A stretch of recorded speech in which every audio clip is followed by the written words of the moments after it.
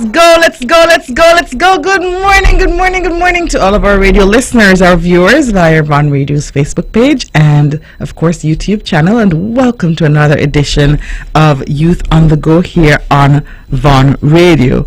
And, of course, it is another beautiful Saturday morning here on Nevis. It's a little bit different. It's beautiful. The sun is out, but we have some wind and we have some showers from time to time. But it is a very, very beautiful day here on Nevis. Very cool, and I hope that we all had a wonderful week. Of course, we know that there are many activities happening, and after a hiatus of some time, we've seen the school level sports meets happening, the school level sporting activities happening, and so this morning we'll continue to provide updates on those activities as well. And of course, all opportunities that we have for our students as we look towards the completing this month of March and going into the month of April. And we know the month of April is Youth Month, so there are some activities also available through the Department of Youth, and I'll share those as well. I'll start off this morning, though, with the scholarship opportunities, and each week we try to share or repeat the scholarship opportunities for our students so that they are aware of what is available. And in case you missed the previous weeks, there's still time for a few of the scholarships. I think some of them are ending or closing out at the end of this month.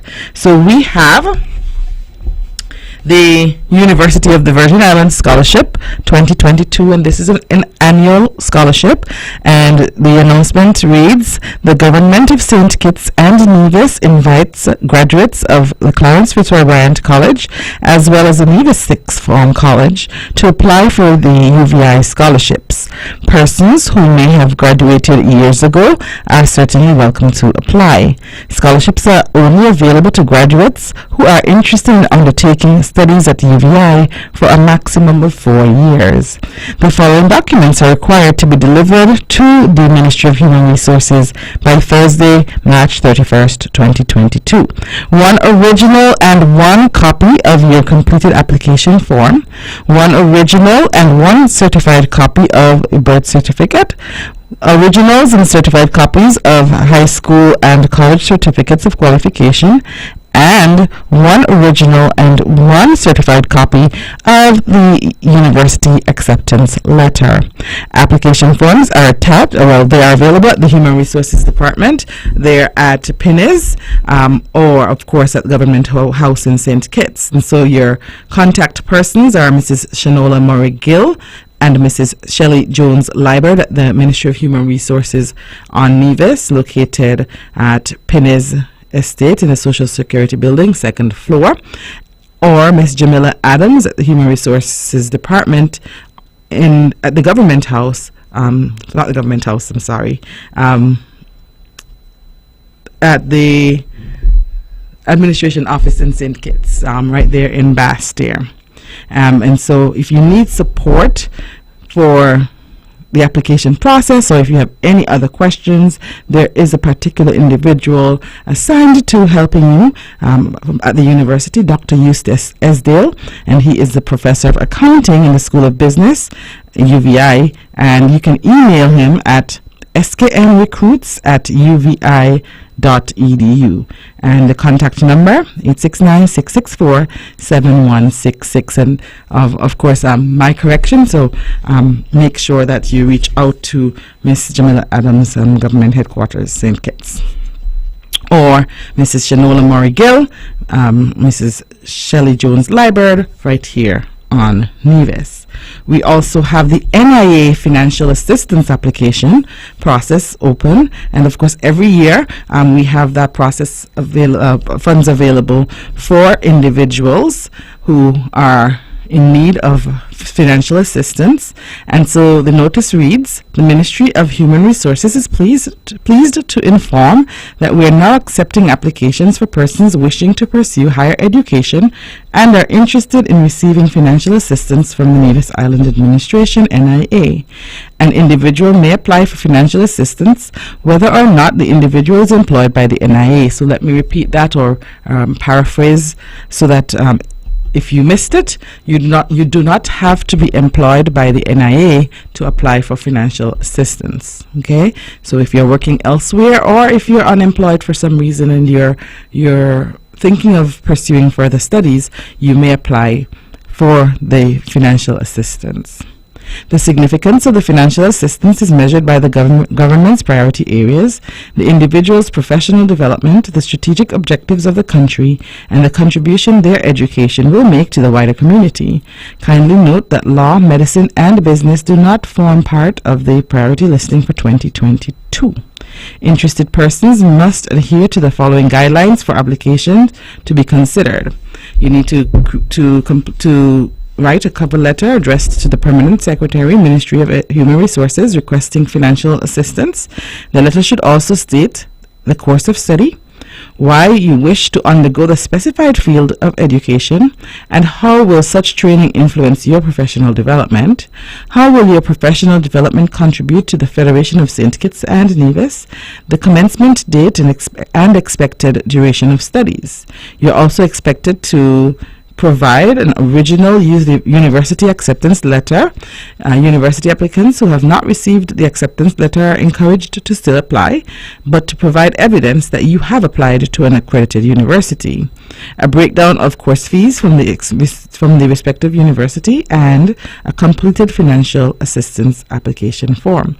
Applications must be delivered to the Ministry of Human Resources by Thursday, March 31st, 2022. So as you can tell, both of those opportunities have the same closeout date. We have until the end of March to submit those forms, the UVI application as well as the NIA financial assistance form. And of course, weekly we remind you of the Windsor University of Medicine and the University of Medicine and Health Sciences scholarship offers, and those are for 4 individuals in the Federation. There isn't necessarily a closeout date, but 4 persons will be awarded, and so you're encouraged to apply early. Students and persons who are interested in medicine, please reach out, apply early. You will need to have first of all, you need to apply, and then you would need to have the following documents: cover letter, right to request a scholarship, and you are expected to address that letter to the Permanent Secretary, Human Resources, Nevis Island Administration, Social Security Building, Pins Estate, Nevis. You need an original university acceptance letter, the original birth certificate or proof of nationality or citizenship, along with an additional certified copy, original high school and or college transcripts, along with 1 certified copy. Note that there is no deadline for receiving applications. However, it is very important that upon receiving acceptance that you apply for the scholarship, because there is a process for approval. And to apply, you can access the application through the University of Medicine and Health Sciences website, as well as the Windsor University website, windsor.edu. And if you need assistance or guidance, you can reach out to Mr. Miller Adams in St. Kitts, or Mrs. Shanola Murray Gill, or Mrs. Shelley Jones Liebert in Nevis. And similarly, the same applies for the Ross University scholarships, and so we're encouraging you listeners to apply, because we often talk about some of the woes of not being able to access scholarships or not being able to access tertiary education due to some of the limitations. And so we want you to know that these opportunities are available to you, and we encourage everyone who has intentions of pursuing tertiary education to explore the various options. It's always better, I think, at the end of this process, when you're finished with your degrees and you don't have a loan, or you don't have a major loan, that is always a better way to end the tertiary experience and journey. And so any opportunities, I encourage you, even though they may seem to be different and unique, we encourage you to apply. You may just be successful and be able to navigate your tertiary studies without much of a challenge. All right, we'll take a short break and we'll be right back. Sugar City St. Kitts, keep it sweet. Keep listening to Vaughn. it's time, come on, rise and shine. You know, I know, we're gonna have a great time. And now we're past it quickly, you don't wanna miss it. So turn up the radio, it's you on the go. Youth on the go, whoa, let's start the show. Oh, youth on the go, whoa, let's start the show. Whoa, let's go, let's go, let's go. I will learn new things, I will be creative. Grab the gators, let's gather round, and adventure is always waiting. The storytelling news for us, and we always know what's happening. We act, we play, we dance, we sing from 9 to 10 on Saturday morning. Youth on the go, whoa, let's start the show. Oh, youth on the go, whoa, let's start the show. Whoa, let's go, let's go, let's go. Let's go, let's go, let's go, let's go. Good morning, good morning, good morning to all of our radio listeners, our viewers via Von Radio's Facebook page and YouTube channel. And welcome to another edition of Youth on the Go here on Von Radio. I am Zahnela Claxton from the Department of Education, and we are here to share with you some opportunities, activities, events, as much as we can to help with the development of our young people and, of course, our students. And so this Saturday is no different. Prior to the break, we were able to share some scholarship opportunities with you, so that at least if there are any persons interested in pursuing their tertiary education, these are some of the opportunities that are available, and we encourage you to access them so that you can be able to reduce the cost, the financial cost of, and perhaps in some cases eliminate the tuition costs and financial costs associated with accessing your tertiary education. So if you need more information, always note that you can go to NIA NIA Scholarships, that's the Facebook page, and you will be able to access those opportunities. There is another opportunity coming up for all of you, and it is the Nevis Youth Careers Expo NYCE, and that is taking place on March 25th at the Nevis Cultural Village. And so we'll have a career fair opportunity for our students, and this is for young people by young people, and so a group of young persons have come together and are leading the charge, and we have the directors of the NYCE, Miss Janelle Nisbet, who has been here many times with us, and of course Miss Gabriella Brantley as well. So both of them are leading the charge, and they're as I said, young people, building this opportunity for young people to explore various career options through the NYCE, and we will see this activity taking place, as I said, on March 25th at the Nevis Cultural Village. It will start at around 9:30 on that Friday morning, and we encourage all young people to attend, all students to attend at some point during the day, so that you can explore the various career opportunities out there for you.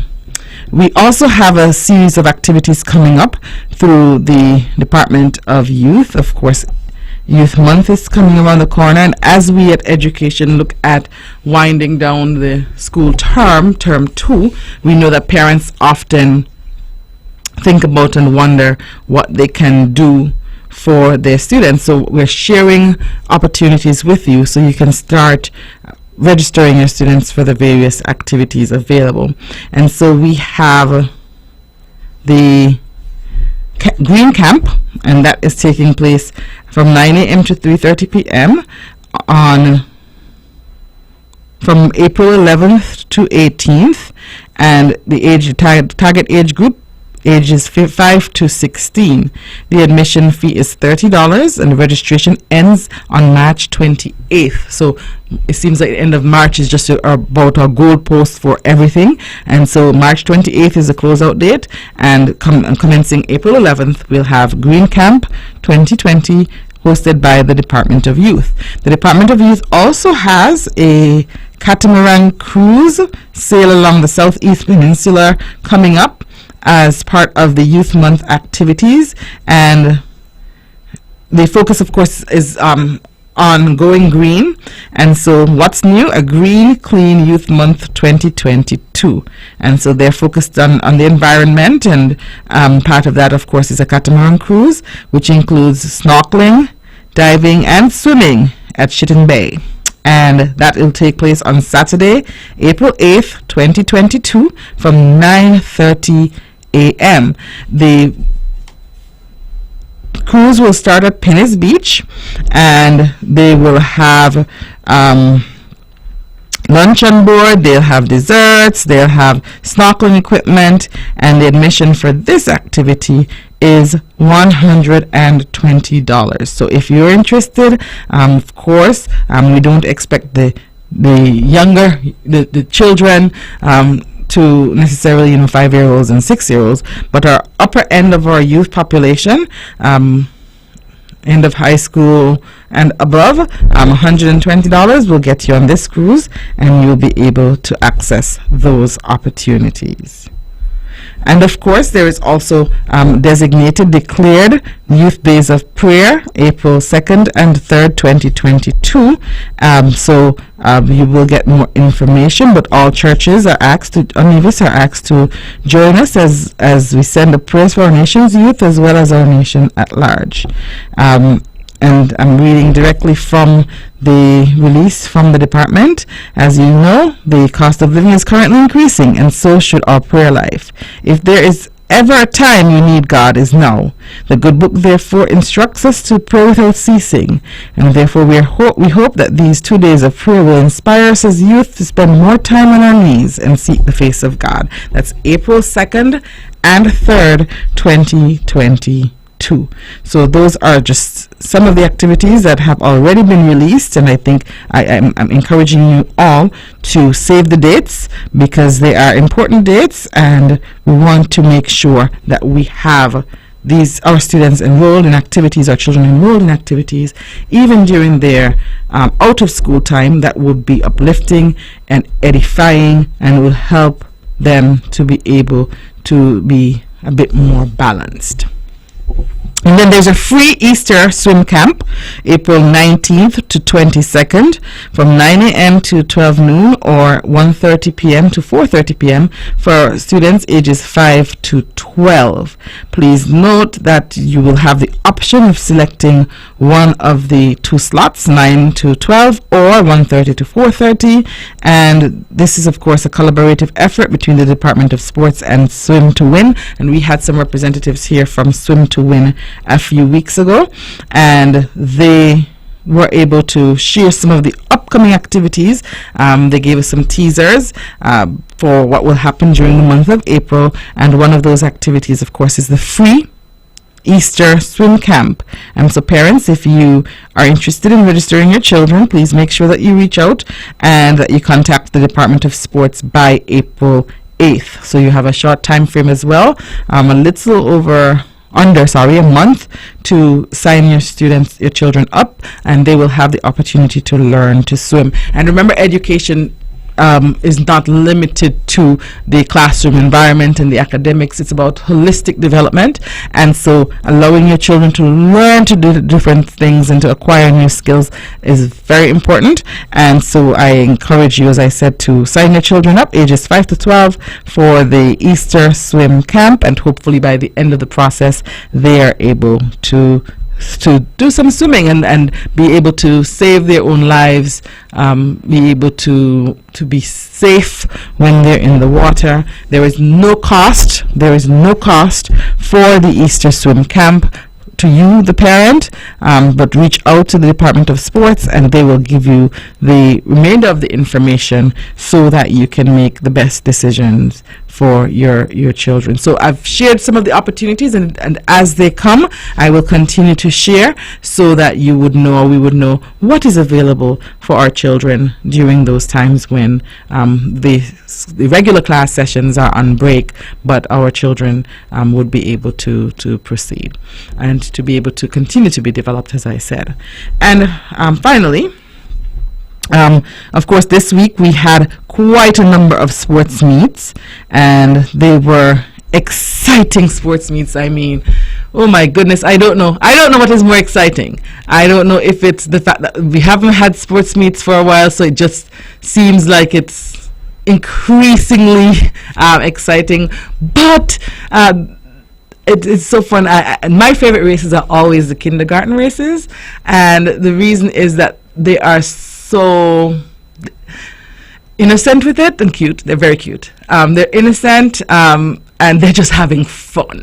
And literally, with all chaos around them and all the shouting and yelling, these children are, some of them smiling and bouncing, and it's amazing.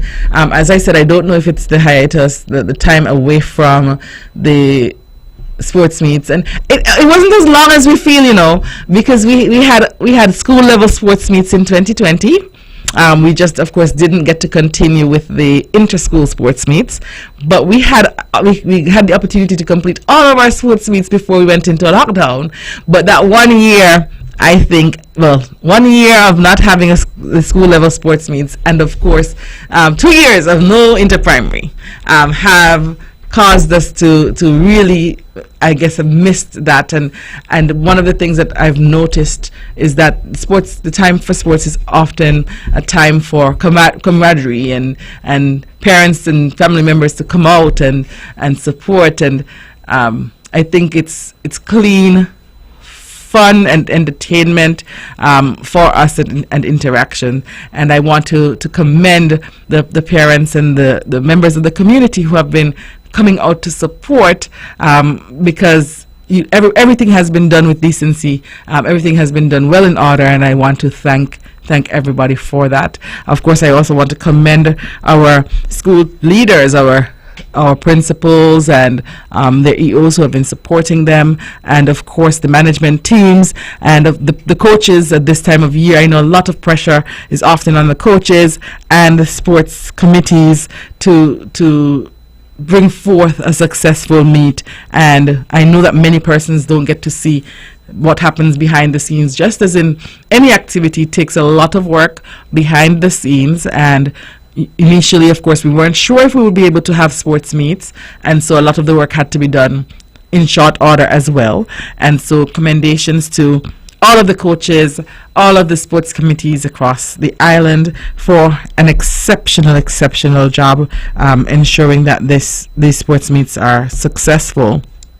And of course, thanks to the Ministry and Department of Education staff as well for providing the support to our schools to ensure that we are where we need to be. And it will be remiss of me if I didn't say thank you to all of our school security officers and crossing guards who have been working alongside their colleagues across all of the sports meets to ensure that we have some level of order and of course support happening for the schools. And so thank you to all who have contributed to this process thus far, and we know that we will of course share with you the upcoming meets, the meets that are coming up next week, and with the expectation and the hope that you will be able to go out and to support the various schools in these ventures. So I will go through the lists in a few. We'll just take a short break and we'll be right back.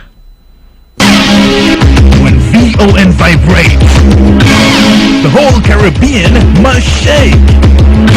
860 AM, the powerhouse. It's time, come on, rise and shine. You know, I know we're gonna have a great time. And now we're past it quickly, you don't wanna miss it. So turn up the radio, it's you on the go. Youth on the go, oh, let's start the show. Oh, youth on the go, oh, let's start the show. Oh, let's go. I will learn new things, I will be creative. Grab your gears, let's gather around, an adventure is always waiting. The storytelling news for us, and we always know what's happening. We act, we play, we dance, we sing from 9 to 10 on Saturday morning. Youth on the go, whoa, let's start the show. Oh,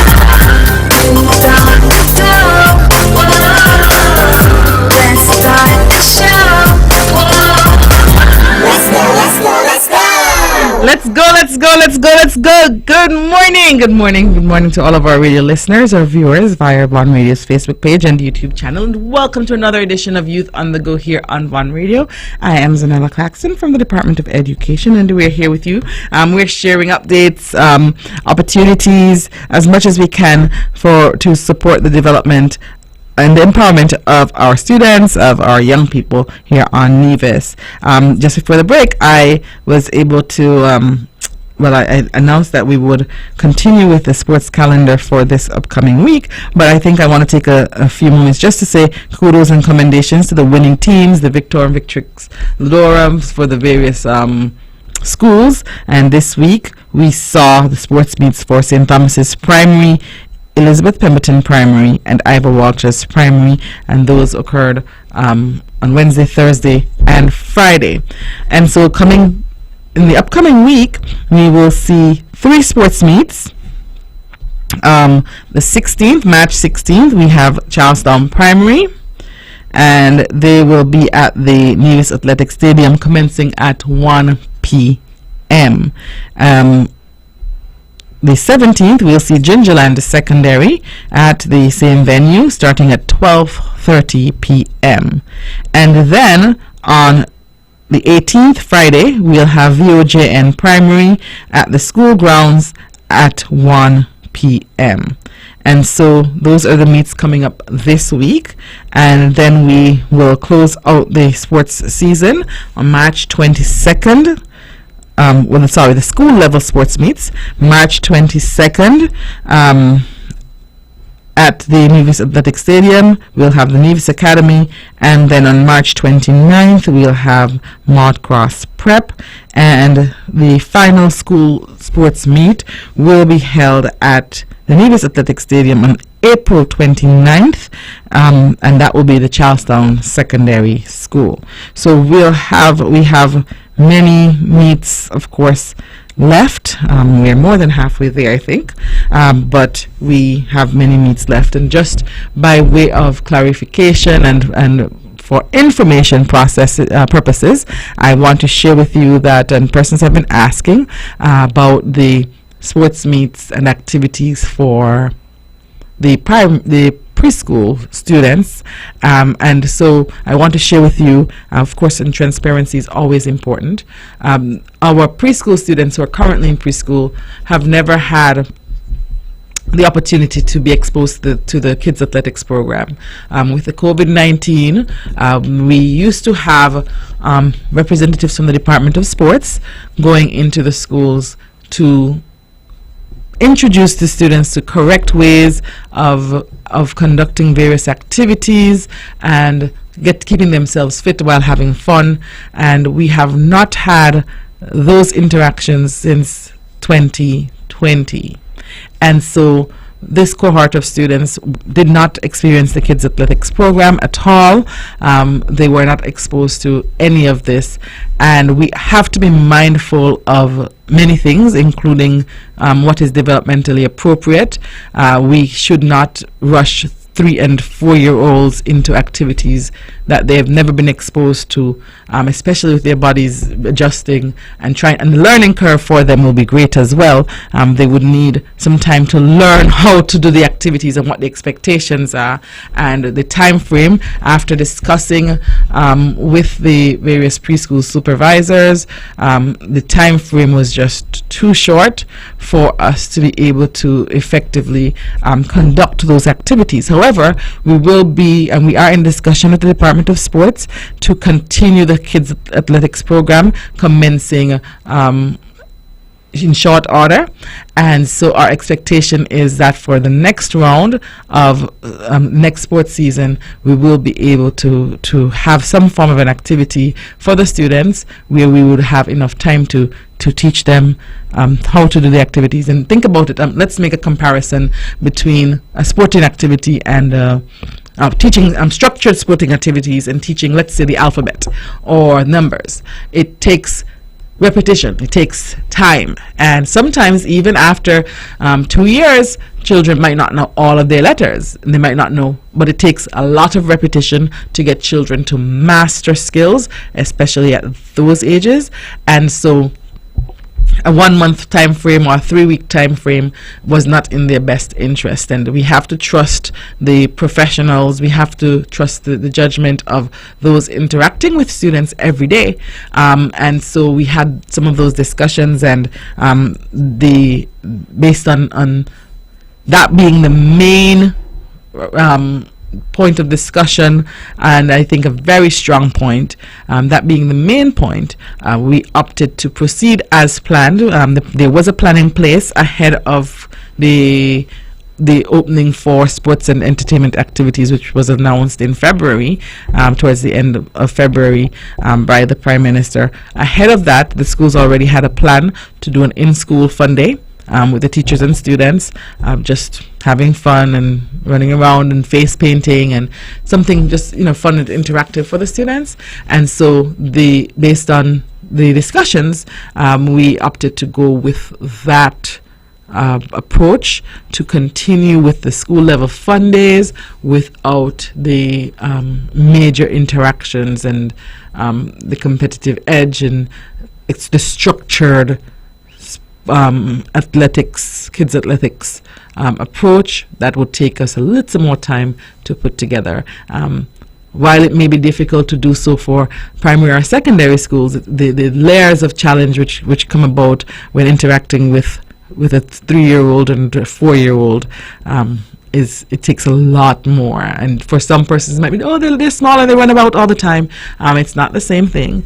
We see even after practicing for 2 and 3 terms, they sometimes still need some extra support. So imagine having no exposure at all. And usually what happens is that our 4-year-olds help to support the 3-year-olds, because they would have done the program, and so they can model and the 3-year-olds can follow. And we didn't have that either, because the 4-year-olds didn't have that structured program. And so that's something that I want to thank our parents for understanding. I want to say thank you to the general public for understanding the rationale and for supporting us, supporting teachers, supporting early childhood in this decision, knowing that at the end of the day, everything that we do, we try our best to do in the best interest of our children. And at the end of the day, no matter how much we look forward to looking at it, we cannot solely have it for entertainment purposes if we can't get to manage it as needed. And of course, as you know, many of the children are still kind of revolving door. That's another challenge that we're facing. Many of them are still sick, they're out, they haven't been to school for a bit, then one set comes in, another set goes out, and so that has been a challenge, and it has been a challenge also on the staff front. And so without that level of consistency, it has been, as I said, a grave challenge, but we are committed to ensuring that we provide the students with the opportunities. So we've had the conversations with the Department of Sports, and those will be in place shortly for us to resume. It will not be a difficult program to resume, because it's not something that has to be built. It's something that has been at work for a long time, and I want to thank the Department of Sports for their patience. They have been very patient and supportive while we had to put the activities on hold. They have continued to prepare their staff and get everything in place for the time when we were able to resume. And so the transition to that space is not a difficult transition, but for the age of the children and the time that we have, it just wasn't possible for this school year. So that is the explanation. I intended to do that last week, but we had a little bit of a focus last week on our graduation and celebrating our students. And so I wanted to take the time this week to share with you, so that you have an understanding and an appreciation of the rationale behind the discussion, behind the decision, and to know that it's not a matter of a mandate. It is a matter of a decision that was made in the best interest of a collective decision that was made in the best interest of our students. We know that there are some, and the option is always available. If if there's some centers, private centers, who may have already conducted their and have had certain measures in place, and from their professional judgment, they are able to continue with their meets, and there has been no objection from us. So some centers, and so in case anybody is wondering why, some centers might have activities going on, as long as they felt they were in a position to proceed, they would make an application to the police to proceed. And so that is where that might have stemmed from. So if you note that, that is also the reason. So we have not said that nobody can have it. It is a case, of course, of the challenges that we are facing, and of course this kids athletics program is extended to preschools, both private and public, and so the challenges that they face would, of course, in some instances affect some of the private centers. So many of them with whom I've spoken have indicated that they will continue with the fun day as well, and some have indicated that they will. They're in a position to conduct their regular program. Whatever the case may be, come next season, we will be in a better position to present something that is developmentally appropriate, that the students are prepared for, and as we try to develop our students, not just physically and academically, but psychologically, mentally as well. And as I said, the holistic approach, we will be in a better position next round to be able to do so. So don't forget, we have many meets coming up this week. We have some, because our biggest primary school in terms of student population, Charlestown Primary, will have theirs on Wednesday, and then Gingerland Secondary on Thursday, and VOJN on Friday. Please note that the meet for VOJN will be at the school grounds, right over there, next to the Violet O. Jeffers Nichols Primary School. We also ask you to note that tickets are available at the various schools, and so you can contact the school, you can reach out, you can be able to purchase your tickets at the various schools. And tickets cost $5 for adults, $3 for children, $15 for parking inside the stadium grounds. And so we encourage you to reach out and to support that as well. Okay, and then the following week, as I said, Nevis Academy on the 22nd, Maud Cross on the 29th, and both schools will be at the Nevis Athletic Stadium. And then CSS will have their meet on that first week when we return for the first week of school. CSS will have their meet on that Friday. Okay, so we will see that one happening a little bit later, but of course, that would probably, and that activity would be our last individual school meet.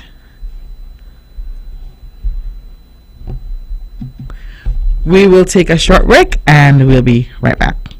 From Queen City, Nevis, this is the powerhouse of the Eastern Caribbean, Vaughn Radio. It's time, come on, rise and shine. You know, I know, we're gonna have a great time.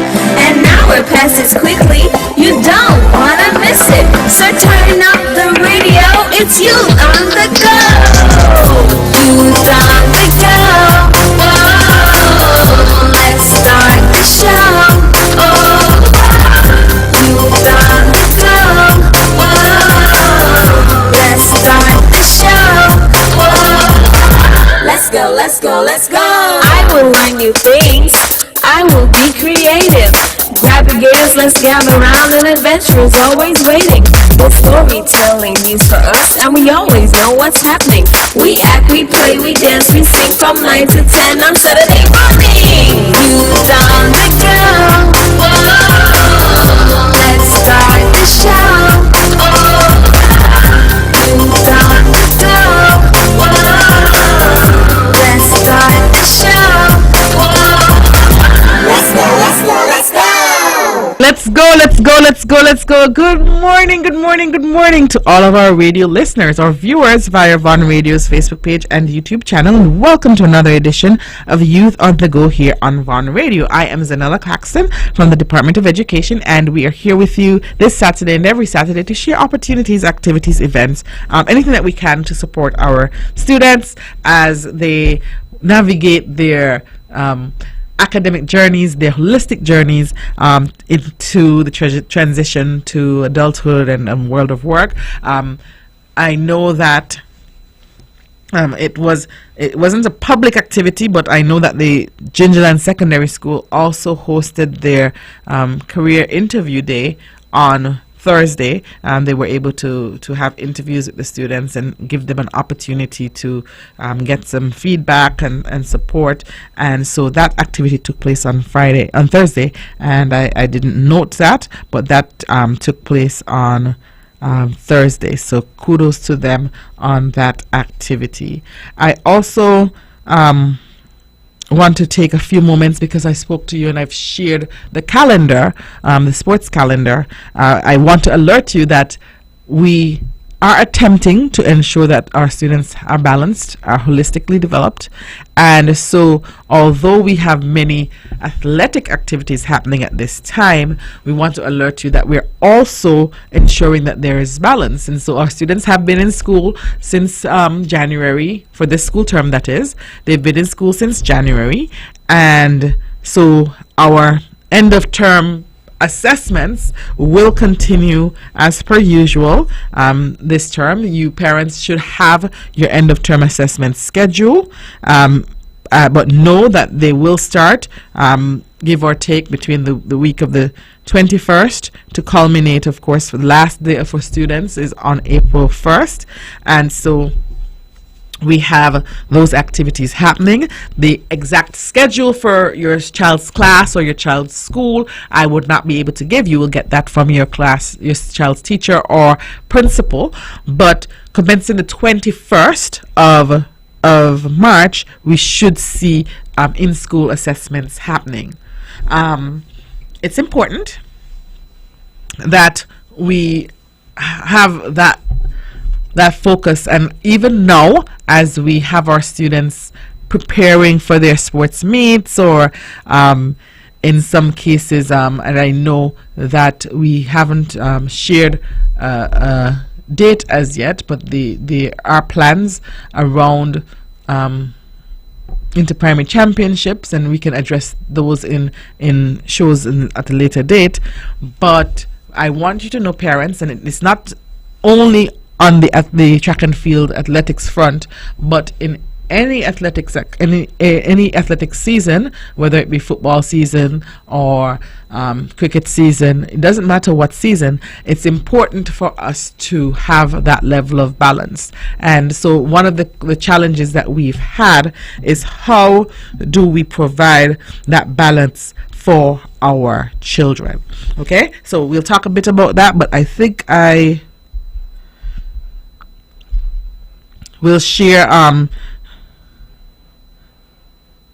with you. There is a webinar for parents who have students who will be sitting exams, and as I said, end of term exams, any type of exams. There is a webinar for you. It's a free seminar, and it is called A Better You Nutrition, and it talks about exam success, what to eat before, during, and after exams. And so the information will be posted on our Facebook page, but the meeting ID is 814. It's a Zoom seminar. The meeting ID 814-8691-6600, and the passcode is Eat Well, capital E, capital W, no spaces. And it's free, as I said, and it goes from 7 to 8 p.m. on Friday, 18th March. That's this coming Friday. And I wanted to stick that in there because part of the holistic development is not only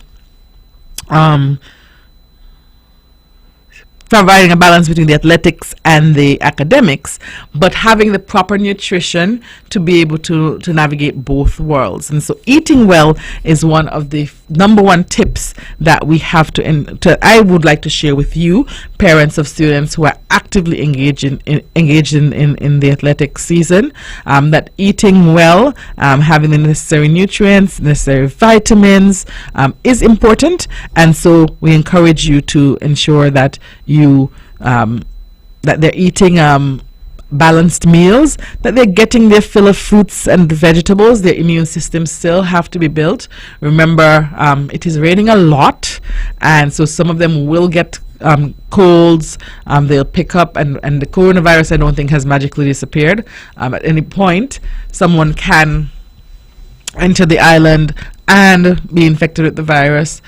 Even though the symptoms are milder with these more recent strains, we want you to know that we still need to build our students' immune systems while our athletics activities are doing it's of great service. They're helping to build their bodies and their resistance. We want to couple that with proper nutrition. We also want you to know that even with the excitement of the athletics, that we have to, parents, ensure that we section off time at home for the students to review. We at no stage expect that parents are teachers and will teach their children, but we have to demonstrate to our children that there is equal importance and emphasis on studying, reviewing, and because they are doing so much activity and they might get tired, it is best for you to do that in small sections. So when they get home each afternoon, they've done their chores that they have to do and they've had their meals, you can have a 15-minute, 30-minute window for them to be able to review. It depends on the level. Those who are at higher levels might need an hour, 30 minutes. They break to do something else in another 30 minutes. You will have to gauge your children, their attention span, and all of that, but ensure that they are reviewing. It doesn't make any sense to have the children cramming with the assessment starting on the 21st, have them cramming to do a test the night before when they can do it incrementally, bit by bit by bit. And so we're encouraging you to teach them that balance. Why is that important? Outside of ensuring their holistic success, everything that we do prepares our students for, or should prepare our students for, the next leg of their journey. And many of our athletes are desirous of going further. They're desirous of getting or applying for athletic scholarships.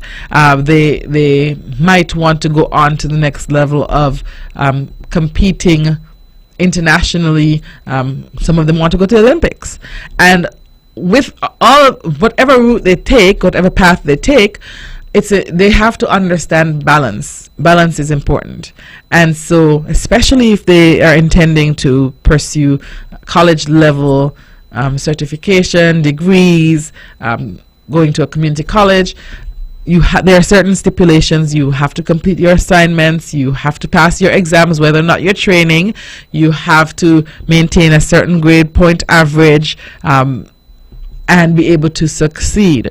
And I know that sometimes we say people are academically inclined and athletically inclined. I don't know that the two are mutually exclusive.